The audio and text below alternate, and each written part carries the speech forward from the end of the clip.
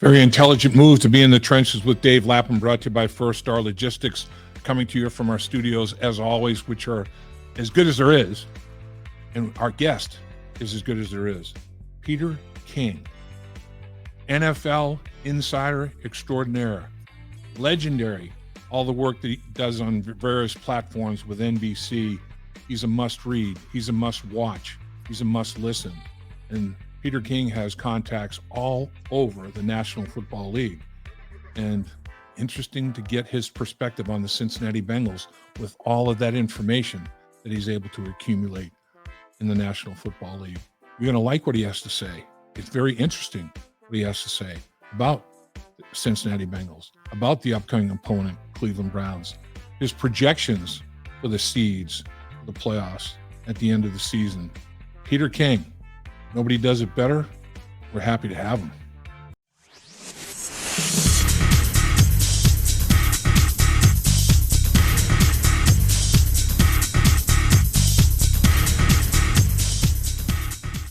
Well, you made a great decision today to join us in the trenches with Dave Lapham, because we have a man that knows more about the National Football League. He's forgotten more about the National Football League than we all know. How about that? We'll put it that way.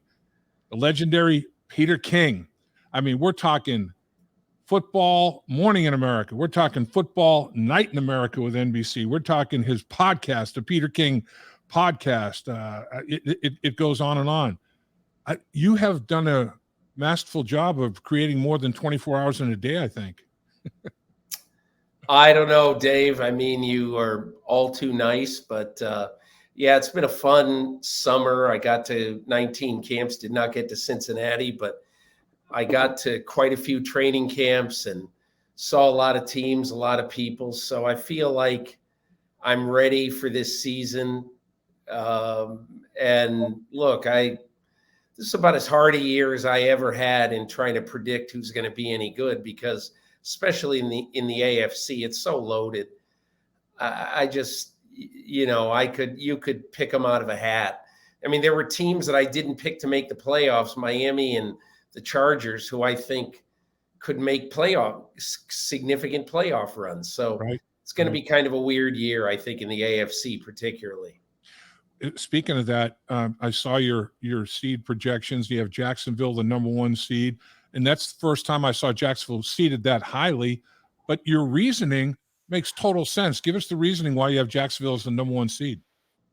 I think the biggest thing, Dave, is that I looked at, and look, judging teams by schedules is always dangerous. Right. But, I judge the Jaguars basically on three things. One, rising quarterback who, and the quarterback lifts all boats. Yep. Number two, the fact that the way they ended last season, the second half against the Chargers, and 4 quarters, resilient, tough, very physically strong, right, in Kansas City, and played an extremely representative game and could have won that game. So, and then they enter this season and they get probably the biggest favor from the schedule makers of all contenders, which is they have 10 of their 17 games are against teams in the AFC South and NFC South. Significantly, far and away, the 2 worst divisions in football. So they're fortunate in that regard. And I don't think they're the best team in the AFC, but I think entering the season, they have a significant schedule advantage.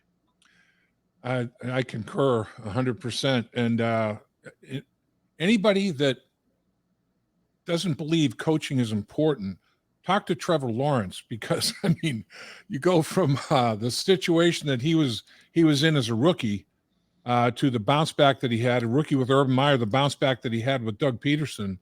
I mean, coaching is important, no doubt. I think what Doug Peterson has done, Doug Peterson was, how they always say in baseball that, backup catchers make great managers. And I think essentially they're the worker bees who had to study, who had to do an awful lot just to even stay in big league baseball. And I think to a large degree, that's the case a lot of times with the backup quarterbacks in the NFL. And Doug Peterson had a very long life as a backup quarterback and got to know a lot about the position from people like Andy Reid, both in Green Bay and later coaching under him in Philadelphia, and playing with Brett Favre, watching what was really important to win. And then I think one of the things that Doug Peterson learned, Dave, is what he didn't want in a quarterback. And he learned that, I think, from, and look, he'll never, he's never going to trash anybody he worked with or he had. But Carson Wentz stopped being coachable and started getting really, difficult after the Eagles drafted Jalen Hurts in the second round in 2020. And I think what that did was it showed Doug Peterson what he wanted in a quarterback.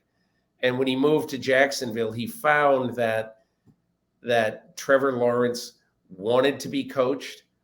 He understood that he didn't come from necessarily the strongest quarterback background and quarterback teaching background in the game, both in college and in his first year in the NFL.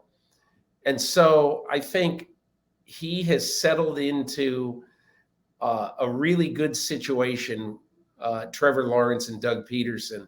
And they understand, both of them understand that they need each other to win. And I think Lawrence is going to have a really good year. He's got all the tools. There's no question. I mean, he has traits. he's dripping in traits. You have Kansas City as the number 2 seed. The Jets is the number 3 seed. The Bengals is the number 4. Buffalo is number 5. And then Baltimore and Pittsburgh as your 6 and 7 seeds. So you've got a heavy dose of respect for the AFC North. And when I look at some of your individual award projections, Offensive Player of the Year, Nick Chubb from Cleveland is your number 2 candidate. Defensive Player of the Year, Myles Garrett from Cleveland is your number 2 candidate. TJ Watt is the number 3 candidate.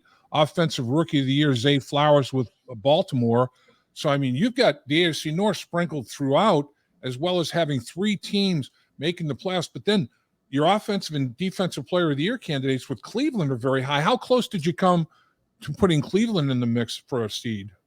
Dave, it came down to the fact that I really don't know what to expect out of Deshaun Watson. And I'm not saying that he can't come back to play at the level of where he did 3 years ago. He very well could, but we didn't see it last year. He's gone through one of the most difficult situations of his own making that any player has ever gone through in the NFL. And so, think about it, Dave. It's been a long time since Deshaun Watson was a great quarterback in the NFL. We all seem to think, oh, he'll get back. I don't necessarily think that. I think that once you have fallen off of your perch, it's pretty tough to get back to that perch. So I'm not saying he can't. I'm not saying he won't. Yep. I'm just saying I'm dubious that he will. That 2020 season, 4,800 plus yards, 33 touchdown passes. I mean, his 4 years in Houston, almost 68% completion percentage, quarterback rating of 104.5 over a 4-year stretch. I can see why people are tempted. He did it more than once. I mean, it was like, oh, he repeated performances. But I agree with you. I mean, you go through what he went through and self-inflicted to boot. Man, that's a hard thing to bounce back from. It really is. I won't be surprised if they win 11 games and they're the 5th seed. I won't be surprised, especially, it's such an interesting schedule in week 1. There's so many interesting games in week 1. And obviously, we could sit here and name 5 of them, but I would argue that Cincinnati at Cleveland is as compelling a game. Even it's right up there with Aaron Rodgers' debut for the Jets. Because if you think about what is going to happen Sunday at 1:00 in Cleveland, basically we're going to find out a lot about the health of Joe Burrow. Yep. Because, hey, look, everybody can say what they want. Brian Callahan can say, yeah, we got a plan to get him ready for opening day. Okay, plans are great, but let's see what happens to Joe Burrow. And again, I don't know, but let's see what happens to Joe Burrow when he's getting chased out of the pocket by Myles Garrett. Right. I mean, does anybody know if Joe Burrow can sprint on September 10th like he could sprint on July 10th? I don't know. I don't think anybody knows, and we'll just have to see. I'm sure that Zach Taylor is not having him go out there and run 40s out there these days at practice. Not that he ever would anyway. And then on the other side, obviously, you've got Deshaun Watson, who is just one of the most mysterious stories of this or any other NFL season. So there's going to be an awful lot of truth that's told on the banks of Lake Erie Sunday from 1 to 4 o'clock. I think you've hit on it. I mean, I've seen him running at a decent, I haven't seen him sprint, but I've seen him running at a decent clip, and I've seen him throw. He can push off of that calf, the right calf, and he can push off and transfer his weight, and he's throwing darts and he's throwing them accurately and all that. But like you said, when you have to be sudden and explode and okay, I gotta climb the pocket and go, and here comes Myles Garrett, or even in the pocket, a sudden movement to change direction to try to protect yourself, make it a glancing blow instead of getting crushed. That sudden movement that's the final step. Can he do that with that calf and not exacerbate that problem with the calf? Because now it's like, now there's scar tissue there, and you have to stretch that scar tissue, and it's still tight. I'm sure I've experienced it a little bit. I've seen teammates that have experienced it, and that's the final thing, is that ability to burst, be sudden, be quick, and short space quickness in the pocket, not even out of the pocket, just in the pocket, moving around. That's where the rubber meets the road. I agree with you 100,000%. And Dave, I thought about this a lot. When I was thinking about the Bengals and where to put them and what to do with them. Right. But one of the things that I wonder, if you're Zach Taylor, you're Brian Callahan, I wonder, and I don't know what the right answer is here, because I'm not Paul Sparling or the medical staff that has been working with him and understands, or is taking an MRI and it's absolutely clean. Maybe it is. I don't know. We don't know. Right. But I wonder if there is wisdom for the first 3-4 weeks of this season to tell Joe Burrow that when he is being chased and he's out of the pocket and he's going to get caught, go down. Yep. What would you rather have? Would you rather have 3 crappy unearned sacks extra per game and Joe Burrow to play 17 games? Yep. Or would you rather have Joe Burrow bust his rear end, re-aggravate it, and go out for 9 weeks because says, I'm playing like I always am going to play? And again, look, I don't know. We don't know. All I'm saying is the thought goes through my mind, honestly, if I am the Bengals, maybe in the majority of this year, that Joe Burrow should probably not try to be Mr. All-American. He had the calf issue, and he had a sleeve on it, and he was told at practice, stay in the pocket. The medical people don't get out of the, well, he's so competitive and so instinctive. It's like, here I go. I have a lane. I'm going to use it and run and the calf grabbed. So I agree with you. What I would do is I'd put on clips of Tom Brady's entire career assuming the fetal position when pressured and say, Joe, when you feel the pressure, don't try to find a lane or whatever. Live for another down, protect yourself. Don't take a flush hit. I'm with you. If you don't want to play a guy that can't protect himself, that for sure. But if he's to the point that he is, and it's just that final explosion, don't do that. Just protect yourself, go to the ground and live for another snap, because they want you as many snaps as they can get you, Joe. There's no doubt about it. Yeah. That's one of the reasons why it's such a fascinating season and so hard to predict. And quite honestly, there's a very good chance I would have picked Cincinnati to go to the Super Bowl if I had extreme confidence in Burrow's health. Maybe I should have confidence in his health, but I don't. I don't, and I don't not have confidence. I just don't know. Yeah. It's amazing. And that's why this first game between Joe Burrow and the Browns, obviously with Deshaun Watson on the other side, why it's so fascinating, because I think there are major question marks on each guy. And when you look at the opponent, Jimmy Schwartz will pressure. Oh, yeah. And Jimmy Schwartz will by configuration, get Myles Garrett one-on-one as many times as he can.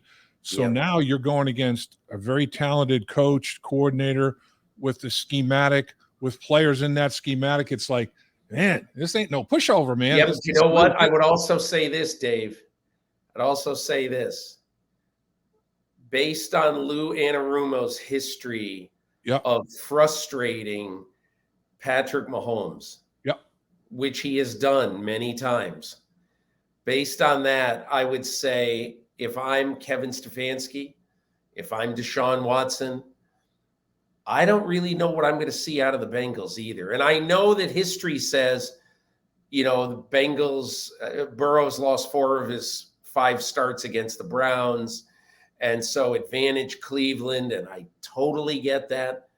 But all I can say is Lou Anarumo is going to come up with something Sunday that I believe is going to be mysterious, different, and something other than what the Browns expect, which is what every defensive coordinator should strive for.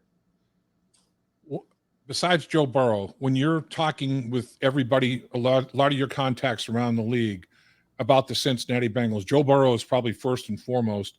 Does Lou Anarumo's name come up very, very quickly after that? Look, I remember last year at the end of the year thinking that Lou Anarumo should definitely, I thought he should have gotten the Arizona job. Yep. And Jonathan Gannon got it. All power to him. He's a good coach too.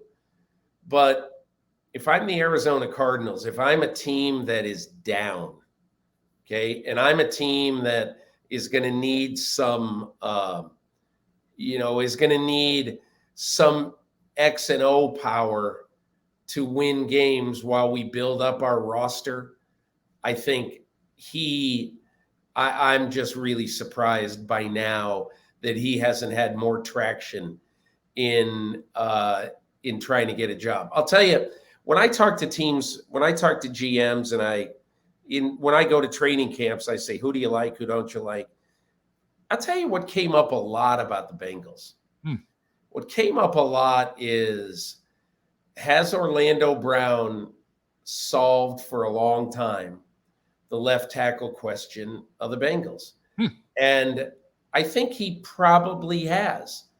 But it's interesting to me that Kansas City, which traded a lot for him, let him go, and then went out and signed a tackle for a lot of money. Yeah. And so, first of all, there didn't seem to be a huge market for Orlando Brown, which I thought was interesting. So I think a lot of people are going to be watching the left side of the Cincinnati offensive line, thinking that, look, I'm probably like you and a lot of other people. I think Orlando Brown is an upgrade at left tackle.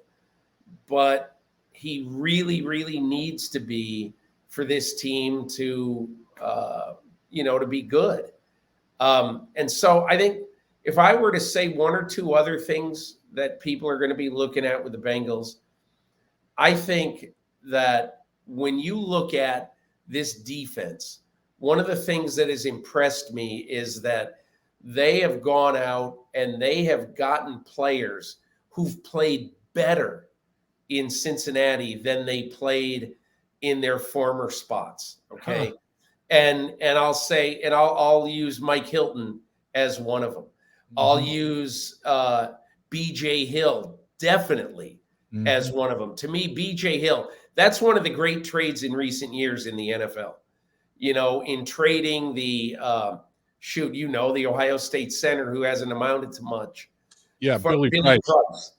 And getting BJ Hill. Yep. BJ Hill is a force in the middle of that line. And then the other guy, I think, is Trey Hendrickson.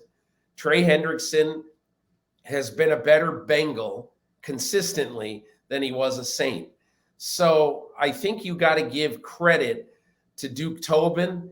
And then I think you got to give credit to Lou Anarumo and that coaching staff for making a lot out of guys who might have been good players elsewhere and who become very good players. And the one other guy who I have always liked, and I'm not sure he's better for the Bengals, but I really like Nick Scott. And I thought that was a very good signing because Nick Scott, by the end of the Rams Super Bowl season, was a big piece for the Rams. So I think I like, Dave, look, you know this. I covered the Bengals 100 years ago. And I just think that the Bengals right now are so much better in personnel acquisition. And I think this coaching staff is really, really good at making good players better. Great stuff. I'm telling you, I can understand why Peter King was the Dirk McCann Memorial Award winner for his work in pro football. I can understand why he's a 3-time National Sports Writer of the Year. Peter King. I talk a good game, Dave. I'm telling you, man, you can bring it. You're stronger than New Rote, man, no doubt. Appreciate you carving time. I know you're busy. I know this is a crazy time of year for you. No problem. Happy to do it. Talk Bengals with us. Can't thank you. Dave, have a great year. Thanks. You do the same, Peter. Take care. Thank you. Dave Lapham here, and every day I am grateful for my experience to have played professional football. As a player, I realize self-motivation, leadership, and appreciating your teammates are key. At First Star Logistics, you can use those same attributes to create the life you want for you and your family. Build your future by working hard like I did. You'll see results both on and off the field. Call First Star Logistics today and be part of our winning team. Opportunity knocking.